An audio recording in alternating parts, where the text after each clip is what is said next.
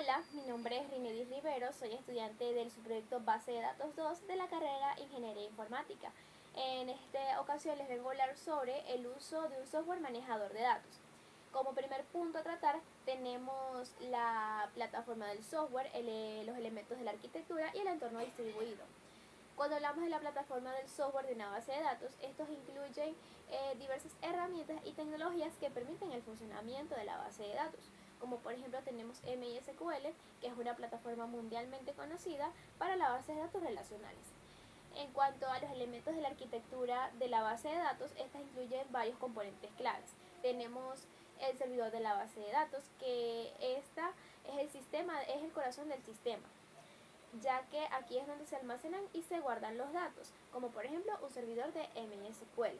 Está también los clientes, que estas son las aplicaciones que interactúan con el servidor, donde allí podemos recopilar o enviar datos, como por ejemplo una aplicación web que interactúa con una base de datos. Como tercer elemento tenemos la interfaz de programación de aplicaciones, que allí es donde todos los desarrolladores pueden interactuar con la base de datos mediante código. El siguiente punto es el entorno distribuido, que en un entorno distribuido los componentes están dispersos en múltiples máquinas o servidores. Esto es para ayudar a mejorar la escalabilidad y la tolerancia a fallos, como por ejemplo están los clústeres de base de datos, que este es un grupo de servidores que trabajan en conjunto para poder proporcionar el acceso a la base de datos. Si uno de estos servidores falla, es posible que los demás puedan seguir funcionando. También tenemos la replicación de los datos, que los datos se copian en diversos servidores para que si alguno de los servidores falla, pueda seguir funcionando, podamos seguir teniendo la disponibilidad de los datos.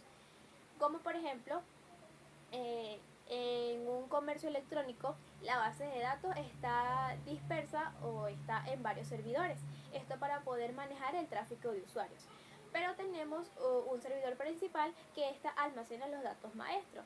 Y también tenemos otros servidores que replican o copian los datos de este servidor principal para poder tener la disponibilidad de los datos en caso de fallos.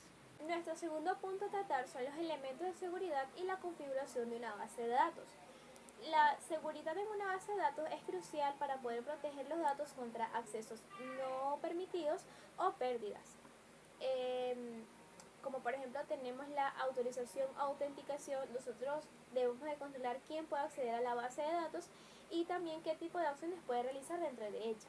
Para ello debemos contar con diferentes roles de usuarios como administrador o usuario estándar, entre otros. También está el cifrado de datos, que esto consta de proteger los datos tanto en tránsito como en reposo. Para ello podemos utilizar SSL o TLS para conexiones mucho más seguras. Por último también están las copias de seguridad y recuperación. Para ello es recomendable realizar una copia de seguridad de manera eventual o tener un plan de recuperación en caso de desastres o fallos. También es importante la configuración de una base de datos.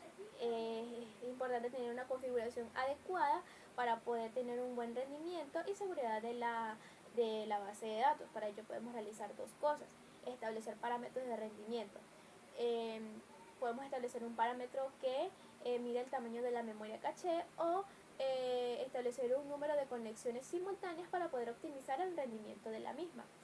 Y en otro caso podemos establecer una configuración de seguridad. Podemos establecer políticas de seguridad como contraseñas fuertes o limitar el acceso a la base de datos mediante direcciones IP específicas. Un claro ejemplo sería en una empresa financiera, la configuración de seguridad consta de cifrar todos los datos sensibles como los números de las tarjetas de crédito y también se limita el acceso a la base de datos solo a los empleados autorizados. Como tercer y último punto a tratar tenemos los elementos de la administración del software. Como primer elemento tenemos la consola de administración, que esta es una herramienta que permite a la administración poder gestionar la base de datos de manera mucho más centralizada. Como segundo elemento está la configuración de servidores locales y remotos. Esta cosa de poder optimizar el rendimiento y la seguridad de la misma. Cuando hablamos de servidores locales es configurar un servidor en la misma máquina donde se está ejecutando la aplicación, y cuando hablamos de servidores remotos es configurar el acceso de un servidor que se encuentra ubicado en otra máquina o en otro centro de datos. También tenemos la creación y modificación de base de datos, la creación y modificación de tablas, la creación de tipo de datos y la creación de índices.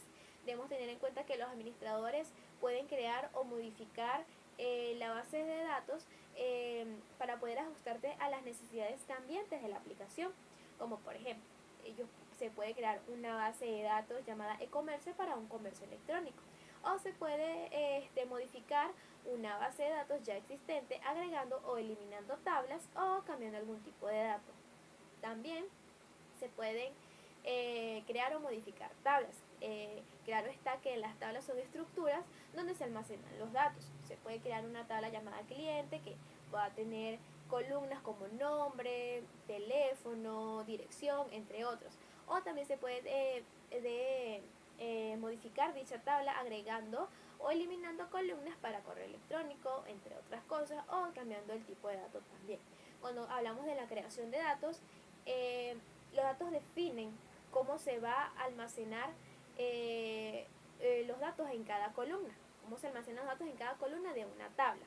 Bien, como por ejemplo, se puede crear un tipo de dato personalizado para la fecha de nacimiento. Ahora, cuando hablamos de los índices o de la creación de índices, debemos tener en cuenta que ellos nos ayudan a mejorar la velocidad en cuanto a las búsquedas, ya que este permite a la base de datos poder acceder a los datos. Por ejemplo, podemos crear un índice en la columna de nombres de la tabla de clientes, y así poder acelerar las búsquedas mediante los nombres. Como último elemento está la integridad de entidades, el dominio y la integridad referencial. La integridad de entidades garantiza que cada fila en la tabla sea única, es decir, un cliente no puede estar registrado con el mismo ID dos veces. Cuando hablamos de dominio, estas son las restricciones en los valores en una tabla, es decir, en una columna. Es decir, en el campo género solo puede ser masculino o femenino. Y por último está la integridad referencial, que esta asegura que cada una de las tablas sean relacionales entre sí mismas, que sea relacional de manera consistente. Como por ejemplo, si un pedido está asociado a un cliente, este cliente no puede ser eliminado sin antes eliminar el pedido primero. Bien, eso ha sido mi explicación en cuanto al uso de un software manejador de datos. Muchas gracias por su atención.